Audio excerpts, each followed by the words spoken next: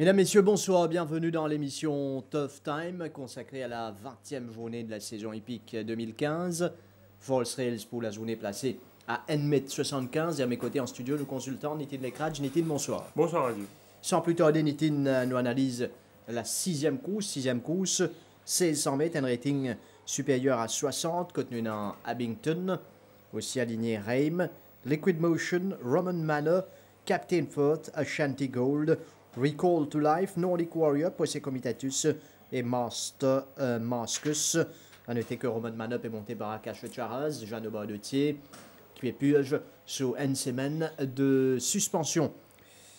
Les courses côté nous a plusieurs écuries qui finalisent une double Nitin, à l'instar de l'écurie Pedro, l'écurie Gadjeda.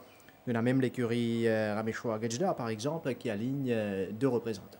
Oui, c'est un champ de 10 partants où le cheval à battre, le papier reste Nordic Warrior. Nordic Warrior qui a sa dernière sortie, il vient battre avec un excellent Polo Royal. À première vue, le papier peine un cheval qui vaut Polo Royal de ce forme que tu étais actuellement dans sa champ là. Nordic Warrior nous rappelle la dernière fois, il allait un peu vite aux avant-postes. Polo Royal, tu fais le travail le 150 premiers mètres.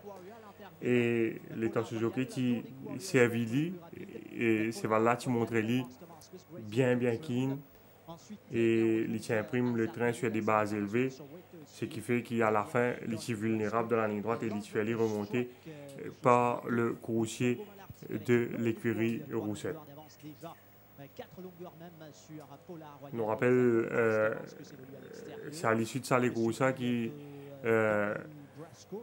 l'écurie Pedro qui s'est parlé de Raijurawan. C'est une enquête sur les courses, pas si prend aucune sanction, le commissaire pas si prend aucune sanction contre Raijurawan. Qui va essayer de s'en aller, toujours 5 bonnes longueurs d'avance sur Polar Royal.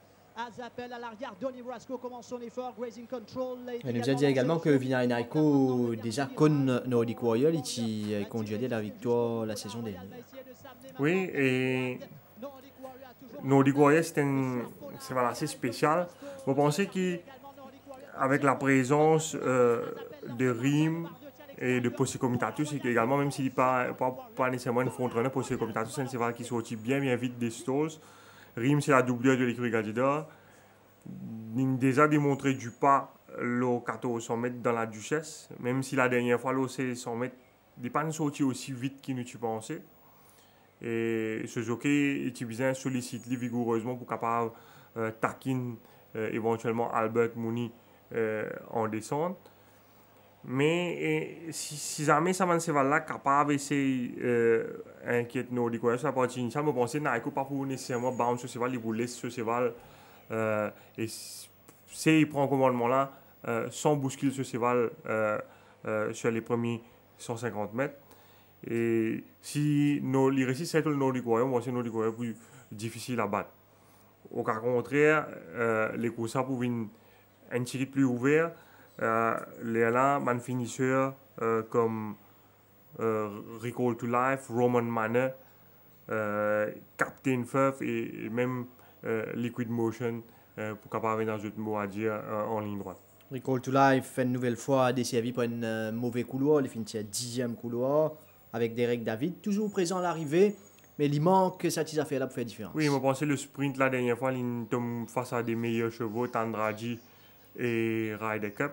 Je pense que le 100 mètres pour plus convenir, je pense que c'était une bonne décision de son entourage de lui enlever les œillères. Il pour Galop certainement plus relax sans ça enhachement là. Et vu qu'il nous peut attendre à ce qu'il y ait un peu plus un bon rythme dans sa course avec la présence de Nordic Warrior, nous sommes capables d'attendre à ce qu'il Recall to Life démontrer un bien meilleur visage, enfin qu'il soit beaucoup plus percutant en ligne droite cette fois. On a Ashanti Gold aussi qui est aligné, qui retrouve Niven Mardi. Il est dans une très belle forme. Il n'est pas nécessairement bien galop à l'avant. Il a une petite chance, tout comme Posse Comitatus. Mais il y a un qui a bien progressé depuis ce dernier coup, c'est Captain Furf. Il a démontré un gros progrès à l'entraînement. Et je pense qu'il est dans une condition nettement améliorée. Le petit travail à Ashanti Gold à l'intérieur de Posse Comitatus. Les deux chevaux sont en pleine forme. Mais peut-être qu'il peut comme Yatus, la dernière fois, il profite un peu de circonstances pour faire la différence. Ashantigo, lui, qui est un peu gêné durant le parcours par Emerald Approach. L'équipe besoin également faire des efforts pour aller devant dans les courses. Il y a une petite chance d'après moi. Vous n'avez pas oublié qu'en début de saison, mais bon, à l'époque, nous, les Warriors pas au sommet, mais il réussit quand même à battre nos Warriors. C'est voilà, il fait une galop, le grande piste après sur les courses côté Tigre battu en position commutatus. Mais je pense personnellement que le principal adversaire nos Warriors, c'est Roman Manet, parce que Roman Manet gagne les courses le 1850 mètres face à Top Jet. Je pense que c'est vraiment progresser encore depuis ça les courses et personnellement, David qui c'est 100 mètres une meilleure distance pour lui. Et c'est vraiment un très très bien travail qu'on devait trouver mardi à l'extérieur de Direct Approach. Il est en pleine forme actuellement. Roman Mana qui pousse aussi de temps en plus du deuxième couloir. Nous rappelle qu'il était bien sauté la fois dernière. Quoique c'est une plus longue distance pour gagner les courses là de bout en bout avec Daniel Moore sur le dos. Et le numéro 1, Abington, 8e ligne. Bon, un peu décevant dans le barbé. Là, il retourne dans un champ qui est plus à sa beauté. Mais l'initié à la 8e ligne, bon, c'est un train rapide qui est certainement capable de favoriser. Mais ce 8e ligne n'est pas nécessairement un avantage parce que nous trouvons c'est une fence. Nous quittons sa 6e course là, Nitid. Nous vous donnons un choix un peu plus tard dans cette émission. Nous passons à la première, 1500 mètres. Rating 0,20. Alors, une course bien ouverte ici avec Anaconda Moon, Captain Matthew, Kentucky Bluegrass, Roving Consort, Batan, In the Frame, Inside Out, Kowloon Bay, Saziwayo et Young Royal. 10 partants, une course réservée à Banjoké Capranti Mauricien. Kentucky Bluegrass, un autre cheval qui jouait de la malchance quand il tire la ligne, définitive. 9e couloir monté par Vinay Naiko, un cheval qui est en progrès ces derniers temps Kentucky Bluegrass. Oui, c'est définitivement un cheval qui peut progresser de fil de course en course. Et moi, je pense que c'est un cheval qui c'était probablement un cheval qui recevra une meilleure préparation en vue à engagement le 1500 mètres là. Il est dans une très belle forme, il paraît très bien à l'entraînement. Cheval-là, malheureusement, il tient la 9e ligne. S'il réussit surmonte sa mauvaise ligne, s'il y a un peu de train dans les courses, je pense qu'il est très dangereux. Ce dernier les courses, il a eu beaucoup de malchance parce que, bon, même s'il tient une mauvaise ligne, pas un gros problème pour lui s'il tient un peu plus pas dans sa course. Malheureusement, le jockey Daniel Moore réduit considérablement la ligne et là, nous trouvons le cheval carrément en épaisseur. Ensuite, Torero Dance, Kentucky Bluegrass en 3e épaisseur à l'intérieur. Il y a Roman Chess. Bon, si tu galopes un peu plus, tu es capable de s'étaler plus facilement.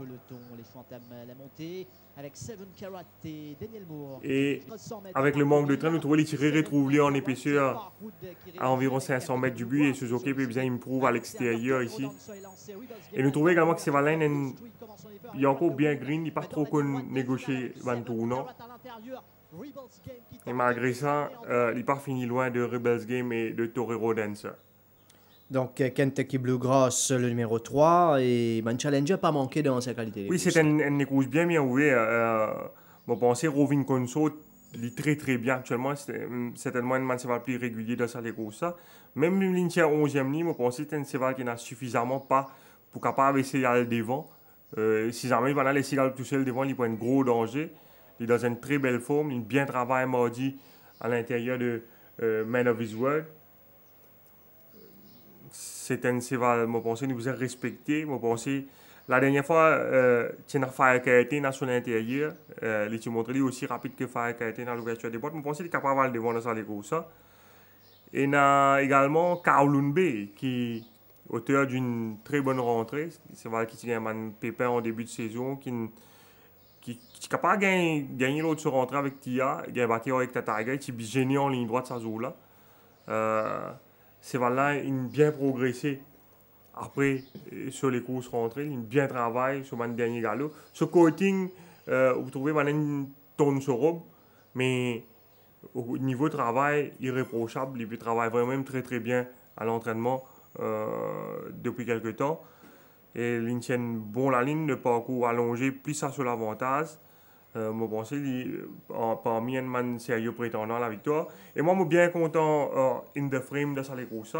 Il finit à 1,65 longueur de Hector Tiger, tout en courant 3e épaisseur sur une bonne partie du parcours. L'apprenti Alvin Roy, peut-être qu'il pêche par manque d'expérience la dernière fois.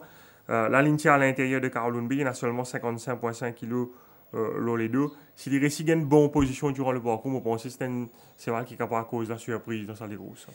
Et Saziwayo, Young Royal, les deux derniers sur la carte. Bon, Saziwayo, il réalise une très bonne course derrière tête bassette dans la fourchette 31. Donc, des catégories au-dessus de façon dans lesquelles il est aligné demain là.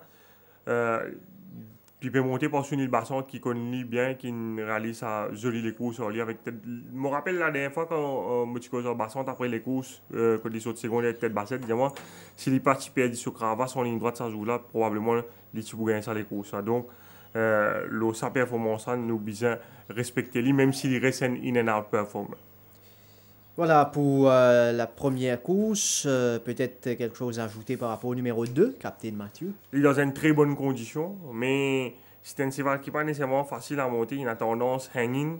Et là, avec une 10e ligne et l'apprenti d'Inat, et encore un cavalier qui a beaucoup d'expérience, il est capable de la monter assez difficile pour lui. La deuxième course, 1365 mètres, rating 0,30. Alors ici, le Star Spangled Banner, Right to Tango, Smeaton, Captain's Chronicle, Kingdom Ski, Van de Scala, Dreams Come True, Hayakolade, Earth, Wind and Fire et Into Beep. Une autre course bien ouverte au papier, avec par exemple les 3 premiers sur la carte, qui a la bonne chance de s'imposer. Je finis bonne couleur extérieure tous les 3. Oui, il y a une course bien compliquée. Le plus régulier, je pense, c'est Star Spangled Banner qui reste les 3 bonnes dernières courses. À ce dernier sorti, il est condamné à l'extérieur de l'Orodal, une course réduite à un sprint, mais il montre les accrocheurs dans la ligne droite. C'était une course à condition. S'il est réussi sur monte sur 11e la ligne, vous pensez qu'il est capable de disputer l'arrivée. Nous trouvons la dernière fois qu'il est monté par Ocharaz. Il est condamné à l'extérieur de Power Dive ici. Il a pas mal de chevaux rapides à son intérieur, donc Kingdom Ski.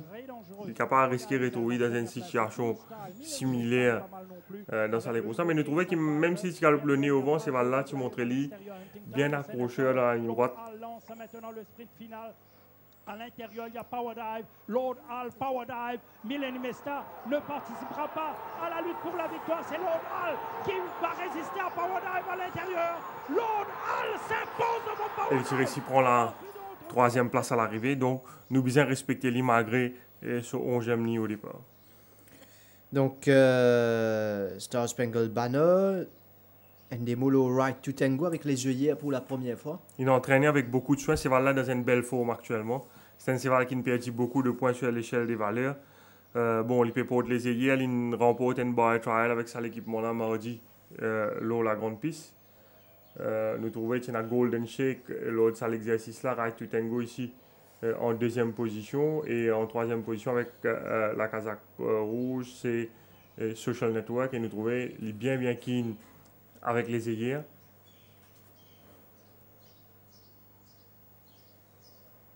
C'est là première fois il peut galoper dans un champ pareil. Et je pense que nous ne sommes pas capables d'éliminer. Il y en a ce sens. C'est même Captain's Chronicle qui se fait une barrière quelque temps de ça. Il est aussi muni des œillères pour la première fois. Il est capable d'essayer d'aller devant dans les courses avec Rajurawan sur le dos. Donc, nous ne sommes pas capables avec Hartley. Kingdom Skin bien galopé à ce dernier sorti avec Moore. C'est un cheval délicat qui peut retourner après seulement 2 semaines. Mais il a l'avantage première ligne. Van der Scala est dans une très bonne condition. Il y a beaucoup de cheval rapides dans les courses. Il est capable de profiter de sa train-là pour venir au finish. Il y a également Earth, Wind and Fire qui démontre un gros progrès à l'entraînement. Et il donne également l'impression qu'il améliore ses conditions. Il bien travaille en compagnie de Master Marcus mardi. Je pense qu'il y a aussi une chance d'outsider. Hayakolade, le 8. Personnellement, je pense que ce parcours est un petit peu court pour les radios. Numéro 3, Smeaton. Smeaton, il très bien travaille. Quelques très bons galops. depuis quelques temps. Pas de démérité la dernière fois, il finit une longueur de No Prisoners. On est souvent, on a dit, quand pas connu qui n'est pas vraiment un cheval qui démarque du lot, vous avez fait confiance à un jockey plus expérimenté. Et là, David, sur Smitten, nous pas capable d'éliminer.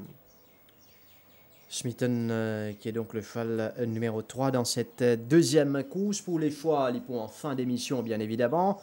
Les temps qui nous passent à la troisième course, nous notre retrait. Numéro 2, Count Emmanuel pour cause de boiterie. La troisième course au 1400 mètres, benchmark 41 avec Freedom, Man of His Word, Monsieur Nando, Navy Star, Torotino, Apple Pie.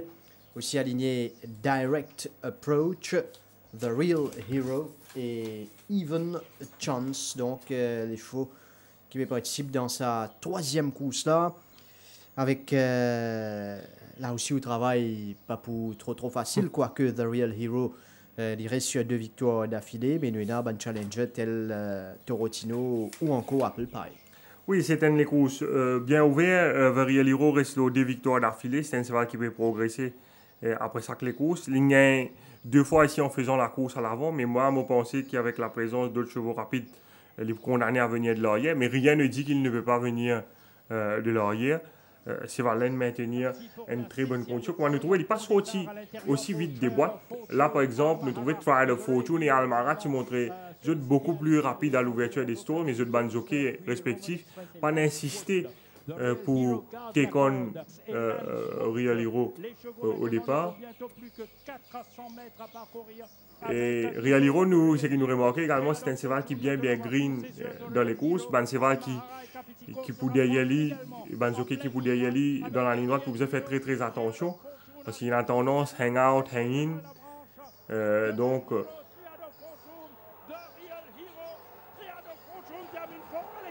et vous trouvez la dernière fois qu'il survive une objection de Roman Express à la fin.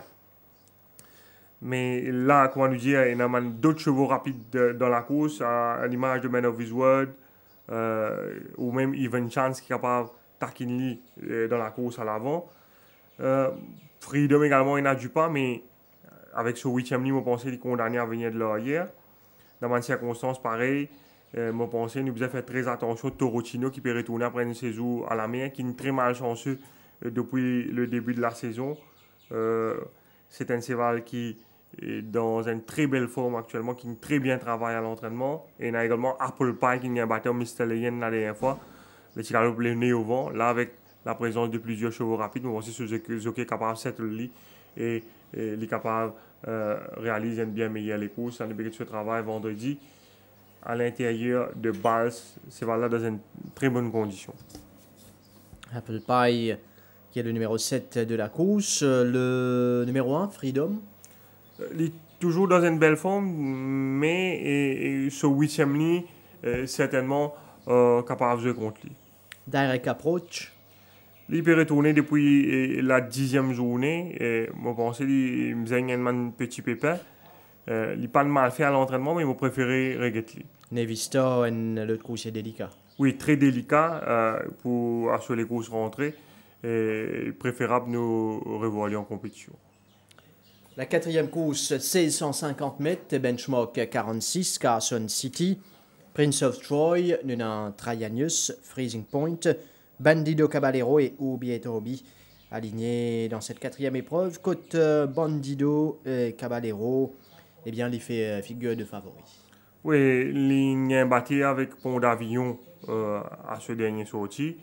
Je pense que le fait qu'il c'était une file de seulement 6 chevaux, ça prend de l'avantage pour lui parce qu'il ne pourrait pas trop décrocher sur la partie initiale. C'est là un très bien travail, quelques très bons galops. Le papier il reste le cheval à battre, mais je pense qu'il bien méfier lui, plus particulièrement de Carson City. Là, nous pourrions les courses 14e journée, 4e course que tient à Bandido Caballero, mais dans la même course, si vous êtes devant, vous trouvez avec la toque jaune, c'était Vinainaiko, si je ne me pas tromper, le Carson City. Et vous trouvez Carson City, c'est une course bien difficile ce jour-là. Là, il est à l'extérieur. Et Bandido Caballero en queue de peloton, devant lui, nous avons Freezing Point et Pont d'Avignon. Et là, nous trouvons Carson City presque à la même hauteur que Bandido Caballero ici. Là, il contourne le peloton very, very wide. Et vous trouvez Carson City pas fini loin de Bandido Caballero, même si il y a les courses bien difficiles, ça joue là. C'est également Obi Obi qui est gêné dans les courses. Et ça 3 chevaux là pour retrouver dans sa 4e course. Obi Obi là vraiment pour essayer à le devant. Si le jockey Auril réussit à ramener, je pense qu'il est capable d'avoir un mot à dire. C'est là sur dernier courses derrière Argo besoin ignorer. Ce dernier courses derrière Pont d'Avignon également à ignorer. C'est un cheval qui auparavant nous rappelle lors de la 9e journée qui essaie d'aller devant avec Bardotier. Mais Bardotier c'est qu'il y a une difficulté pour cette ligne ce jour-là. Sinon, il faut battre Ivory et Blaze of Noon d'après moi. Si le jockey Auril réussit cette ligne, vous pensez les points dans son mot à dire. Mais Carson City, après sur les courses derrière Pont d'Avignon, il confirmé une très bonne course face à Castle. Tout en faisant l'extérieur sur tout le parcours. La ligne c'est la première ligne. Je pense qu'il y a un gros danger pour le favori Bandido Caballero. Donc Carson City nous rappelle une passe contre l'écurie Patrick Mélanin qui fait monter par Swapnil Raman Pereguet au dernier les courses. Comment nous trouver l'ingalope à l'extérieur de Parado. L'équipe amène 60,5 kg sur les deux ça joue là. Et malgré ça, les courses difficiles là, c'est vraiment une performance très honorable. Il accélère encore sur la ligne droite. On va nous trouver là en épaisseur à l'extérieur de Vento Magico. Et il nous fait vraiment une très belle réplique à Castle à cette occasion. Là, avec son premier ligne, on pensait qu'il pour idéalement placer, probablement dans le sillage Obi. Et vous pensez qu'il est capable de venir sur moi dire. Mais même si Obi un cheval qui est bien ardent, vous pensez si pour sauver le récit, cette ligue maline, cette Evergreen lors de la dernière journée, Obi aussi est capable de faire une très bonne performance. Traianus et Freezing Point. Traianus, vous pensez la dernière fois, l'autre 165 mètres, c'est un peu trop short pour lui. Il peut faire beaucoup mieux l'OC 150 mètres. Vous pensez c'est là dans une bonne forme, il est capable de figurer à l'arrivée. Freezing Point, pas de mal galopé, derrière Roman Manor dans le derby, finit à 3 longueurs de Roman Manor et de Top Jet. Il y a également Pont d'Avignon qui galope dans les courses qui a gagné par la suite. C'était une course à poids pourrage, là, il peut aligner dans un champ plus à sa portée, donc nous sommes capables d'attendre à ce qu'il galope une bien meilleure les courses. Nous allons maintenant vers la 5e course qui va galoper le 1500 mètres, benchmark 56 avec Zenhu, Zambezi Torrent, Bobby Bear, Chinese Gold, Guida, Nothing Compares, Scorecard et Hillbrow. Nous avons plusieurs récents vainqueurs. Zenhu, il est vrai, c'était sur le kilomètre. Nous avons aussi Chinese Gold qui fait gagner Scorecard qui reste sur 3 victoires d'affilée.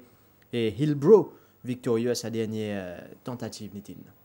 Oui, Chinese Gold reste aux 3 victoires, une 3e place derrière Scorecard et Ruby King. Scorecard il est invaincu en 3 sorties. Et puis il y a Hillbrow qui a gagné facilement aux dépens de Fury Equatil la dernière fois. C'était dans une classe inférieure, mais ne vous avez pas oublié qu'auparavant, l'équipe termine 3e à 0,75 longueur de Silver Bluff et de Top Jet dans la Duchesse. Donc, sur la vallée intrinsèque, Hillbrow il est capable plus fort que Chinese Gold et Scorecard. Et l'avantage qu'il y a au Saban Cheval là, c'est qu'il est plus légèrement handicapé, il a seulement 57 kg, alors que Scorecard a 58,5 et Chinese Gold 60,5 kg sur les deux. Hillbrow qui bien travaille en compagnie de Papa Joe vendredi dernier, qui nous récupère retourner après une saison à Floral qui est très bien. Qui pas nécessairement une cheval galope devant. La dernière fois, c'est une circonstance qui nous fait lui, qui nous retrouve lui devant Ouli, qui pas nécessairement une cheval bien rapide. Cheval qui se galope deuxième, ça c'était Ouli, et qui ravient le commandement à Ouli. Comme on nous rappelle, dans la Duchesse, les Tivines de Laurier qui suivent en midfield. Vous pensez qu'il est capable de suivre en midfield dans sa conseils, c'est une dispute de la victoire en ligne droite. Chinese Gold, il maintenait une très belle forme après ce dernier victoire au départ de Captain McPie, tout comme Scorecard qui est un cheval qui peut continuer à progresser après ça que les courses, qui confié cette fois à Vinainako et qui est la 7e ligne. C'est un cheval qui n'est pas contre vraiment sur limite, il a une jolie les courses la dernière fois et nous bien respecter lui encore une fois. Scorecard qui est le numéro 7. Oui, il est bien monté par le jockey Van Rensburg. On trouve c'est un cheval qui peine beaucoup gate speed, mais nous trouvons ce jour-là, il suivent Chinese Gold, ce principal adversaire, sur tout le parcours. Et dans la ligne droite, il est devancé après une belle lutte. C'est un zen cheval et il maintenir une belle forme à l'entraînement. Et nous bien respecter lui. Nous trouvons là quand il bat Chinese Gold qui a tendance hanging avec le jockey Lerina. Donc, une très belle course dans une belle lutte entre ses chevaux. Et nous pas qu'à éliminer Nothing Compares qui n'y a battu un Nordic Warrior sur le dernier sortie. Et même Guida, ne pas prendre le risque d'éliminer. Il finit à seulement 3 longueurs de Chinese Gold après une course difficile avec Oulash aux avant-postes à l'extérieur de Captain Magpie la dernière fois. Le numéro 2, Zambezi Torrent, saigné la dernière fois, il était disqualifié même de ça les courses là, mais Zambezi Torrent montrait quand même qu'il tout doucement les peut retrouver un peu ce faux. Oui, au niveau de la condition, il est bien. Même quand il s'est galopé la dernière fois avec le jockey Bordeaux, il paraît beaucoup plus bien qu'en début de saison. Il reprend le travail rapidement, donc ça fait nous penser qu'il surmonte ce problème de saignement et il réalise un bon galop vendredi dernier. Donc, avec une deuxième ligne, s'il y a un peu de train dans les courses, c'est capable de bien faire. Justement, que ça n'a pas pensé pour le galop devant dans les courses à Hillbrow, tu peux dire et c'est pas bonne circonstance la dernière fois qu'il retrouve les devant sur l'entraîneur et également Joannou Baudetier avec qui moi j'ai eu l'occasion de causer par la suite. Il dit que dans la ligne droite, je suis là, commence à guetter les pédis parce que les peines front run. Oui, parce qu'il me rappelle étant Joannou tient Cravache, ça joue là dans la ligne droite. C'est là il a tendance à l'imper en déo. Et bon, Zanou, c'est valable, c'est galop 1000 mètres. Normalement, c'est lui qui n'a plus pas dans sa course, mais ce qui est pour prendre le risque d'aller devant loin de 1500 mètres qui est beaucoup trop long pour sur l'aptitude. S'il n'est pas allé, moi je pense que Guida, c'est un cheval qui n'a pas et qui est capable de prendre le commandement sur le compte. Voilà pour sa 5e course là. Nous allons maintenant vers la 7e, 1600 mètres, benchmark 36. 7 partants ici. Strum, Levanto, Seven Fountains. Également aligné Arabian Empire. Garby qui est le favori de la course. Torero Dancer. Et Sail to Paradise sont les 7 engagés dans les courses. Là, au 1600 mètres, donc benchmark 36 avec Garby qui se pose comme le choix à la battre. Oui, Garby c'est un zen cheval, un improving horse. Il y a une jolie victoire à ce dernier sortie avec Derek David. Il est très très bien. Il paraît peut progresser encore. Je pense que le papier, le choix logique. Je me rappelle la dernière fois, les Cigano 1500 mètres. Je pense que le parcours allongé encore plus sur l'avantage. C'est Nassel tout Paradise qui nous attend, qui peut faire et la réplique la dernière fois, mais c'est le tout Paradise, c'est bien décevant. Une performance inexplicable et qui finit en 8 longueurs de Garby à l'arrivée. Je pense probablement qu'il vient d'un OVD ce jour-là. Je pense qu'il vient regretter à l'entraînement. Il bien travail. Et s'il répète sur les courses qu'il a fait auparavant face à Put Footing, je pense qu'il nous capable d'attendre à ce qu'il rachète lui. Mais quand on a trouvé Garby dans la ligne droite, kept going, ce qui fait croire qu'il s'est met encore plus sur l'avantage.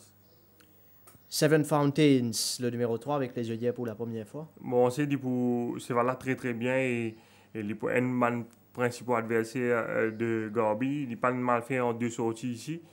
La dernière fois, il prend un mauvais départ et puis il est gêné dans la ligne droite par Levanto. Il tient bon la ligne, muni des œillets pour la première fois. Nous devons respecter lui. Strum, il est également dans une très belle forme. Il a eu l'occasion de travailler au Boule Sarah mardi. La dernière fois, il a battu de peu de Fabilax après avoir dirigé les opérations. Malheureusement, il tient la 7e ligne il est capable de risquer de faire un petit effort lors de la partie initiale. Nous allons trouver à l'intérieur de Bulsara mardi. C'est un cheval très régulier Strom qui reste quand même les 4 victoires de ce ban 7 derniers sorties. La dernière fois, il termine deuxième derrière des Fabilax. Et vous bénéficiez de la décharge de Marné. S'il n'a pas besoin de faire trop beaucoup d'efforts pour prendre le lead, vous pensez qu'il est capable d'essayer de taquiner Garbi parce qu'il est aligné dans une classe inférieure alors que Garbi peut monter de division. Torero Densa. Il a joli les courses la dernière fois, même si il n'a pas battu grand chose, mais les circonstances partent en sa faveur. C'est un cheval qui peut progresser également. Il a une bonne deuxième ligne. C'est un cheval qui n'a du pas, mais qui a également une bonne pointe de vitesse finale. Je pense dans les combinaisons. Voilà, nous tournons vers la 8e et dernière course, 1400 mètres, benchmark 31 avec Bright Shining, Jambaman, Straight Jab, Triad of Fortune, monté par Riaz Oulash, Hills of Rome, également dans sa course-là, Yodaman, Praveshoril, Fia 4 avec Swapnil Rama qui finit choisir pour monter Fia 4, Nos Prisonneuses, Sénéchal et Mediterranean Men. Donc, 2 partants pour l'écurie Patrick Mervin avec Rama sur Fia 4 et Oulash sur Triad of Fortune. Oui, les 2 chevaux sont 2 chevaux valables dans cette course. Fia 4 qui a été battu par Mystalian à sa dernière sortie, qui peut retourner le sprint. La dernière fois, c'était loin de 150 mètres.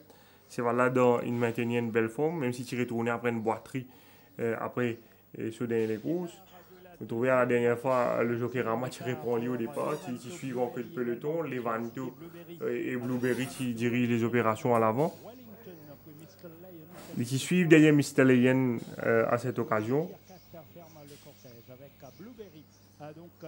C'est également Thierry Bessom, nous rappelle dans les courses, tu peux galoper en épaisseur.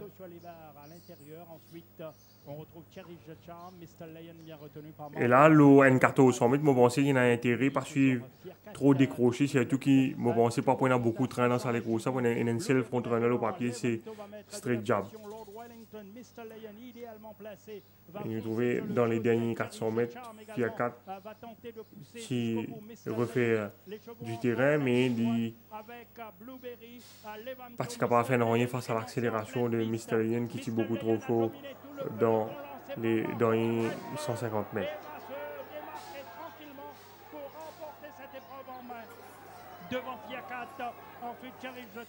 Il y a donc pas mal de possibilités dans sa dernière course-là. Fia 4, nous avons même Jambaman qui gagne facilement la fois dernière. Oui, Jambaman, si vous regardez sur les courses qu'il a gagnées la dernière fois, il y a beaucoup de trains, il y a plusieurs chevaux qui luttent pour le commandement. Jambaman qui montre l'île lent au départ. C'est notre Data Controller, Blizzard of Oz, Destiny Steel et Obama, 4 chevaux qui luttent pour le commandement ici. Et Vilanaiko qui réussit cette Jambaman en queue de peloton. Et quand on regarde ce film-là, si vous regardez, là nous préparons le 300 mètres, vous trouvez il est encore en main, le jockey là pas encore sollicite lui, il commence à négocier légèrement ici. Il peut chercher le passage à l'intérieur de Van der Skele et de Data Controller. Si vous regardez bien, ce n'est que là, il commence à solliciter un peu plus, c'est la cravache. Et là, il réarrête mon lit. Si vous regardez, il est capable de pousser seulement une 15 foulées seulement. Et c'est voilà, il gagne les courses là par 5,20 longueur. Il est aligné dans une classe supérieure, mais c'est un Zen Seval Jambaman. Il n'a pas galope beaucoup en Afrique du Sud, seulement 4 fois.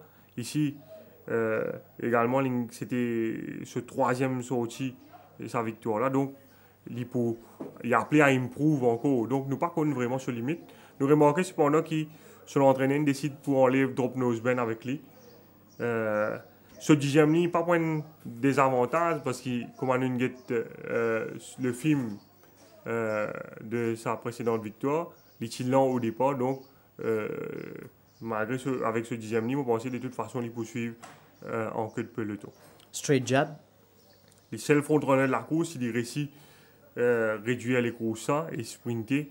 Il est capable de montrer qu'il est très résistant en ligne droite. Tried of Fortune qui fait une garde en belle condition. Oui, il maintenait une belle forme. Ce dernier sorti, il a battu Overreal Hero avec le jockey Avanche, qui tient un peu critiqué sur la montre ça jour-là. Il tient la 8e ligne, mais tout dépend de côté pour placer durant le parcours. Mais c'est un Zen Seval qui, auparavant, il réalise quelques bonnes performances derrière Overreal Hero justement, et même Elite Class, et il gagne les courses au dépens de Dreaming Combat. Donc, nous pas capable d'éliminer. Yodaman, nos prisonniers et Sénéchal. Sénéchal qui vient galoper à ce dernier sortie derrière l'Oral, même si les courses sont réduites dans un sprint, c'est voilà toujours très bien. Nos prisonniers, ils sont toujours très bien. Ils pas bien travail mardi, mais c'est pas un track worker. Condition, ils toujours dans une belle forme. Nous pas capable d'ignorer. Yodaman, c'est un cheval qui travaille toujours très bien au training. La dernière fois, très décevant les têtes bassettes, même s'il tient un peu génial à 200 mètres de l'arrivée. Nous remarquons qu'ils sont entraînés, ils décident pour mettre Sidewinkers en ligne cette fois. Donc, s'il répète sur les courses qu'il a réalisées lors de la 13e journée, quand il a battu Overreal Hero et Tried of Fortune, il peut la sur moi. Voilà, bon choix, nous pourrons venir dans quelques minutes maintenant. Les temps qui nous a le Floréal pour suivre l'entraînement avec Kamlesh Rajkumar.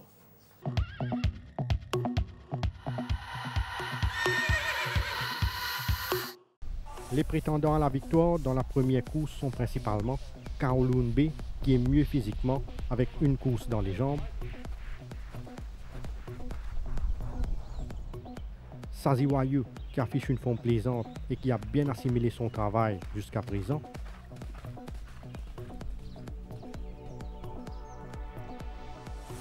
et Rovin Consort, qui se refait une santé à Floréal et qui est toujours bien dans sa peau.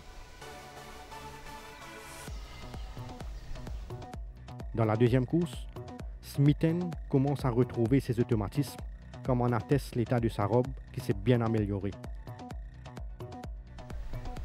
Van der Skele a bien entamé sa préparation et il n'est pas loin de son meilleur niveau.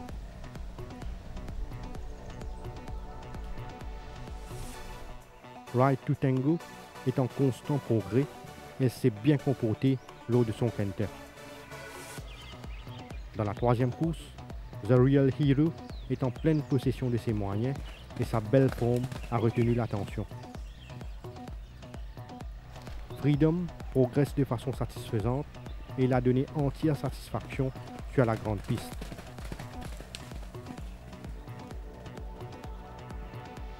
Count Emmanuel a été maintenu sur sa fraîcheur physique et il a gardé une stabilité au niveau de sa forme.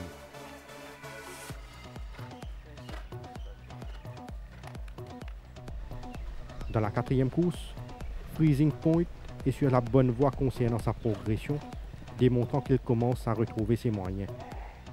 Traianus a bénéficié de sa dernière sortie et il a paru dans une forme améliorée.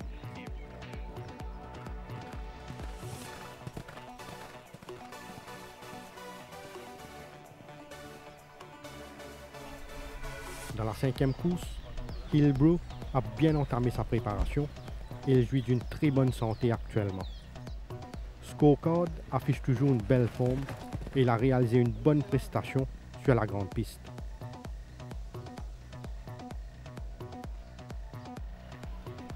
Nothing Compares s'est refait une santé à Floréal et il est toujours bien physiquement. Dans la sixième course, Roman Manor a maintenu une belle forme en apparence et elle s'est montrée bien appliquée lors de son canter. Captain Firth a bien assimilé son travail jusqu'à présent et elle n'est pas loin de son meilleur niveau. Posse Comitatus affiche toujours une forme plaisante et elle s'est contentée que du maintenance work à Floréal. Dans la septième course, Garby respire la grande forme actuellement et elle donne même l'impression d'avoir encore gagné en puissance.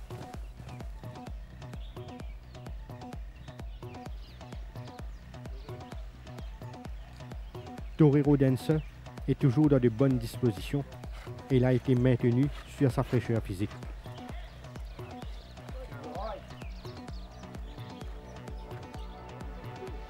Seven Fountains a bien assimilé son travail jusqu'à présent et il est encore mieux physiquement.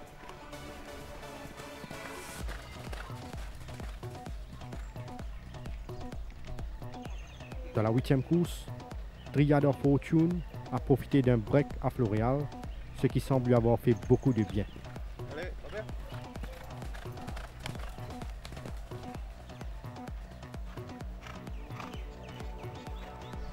Straight Job a encore gagné en condition. Elle s'est bien comportée lors de son canter. Nos prisonneuses a été bien ménagée et il donne toujours satisfaction lors de son travail.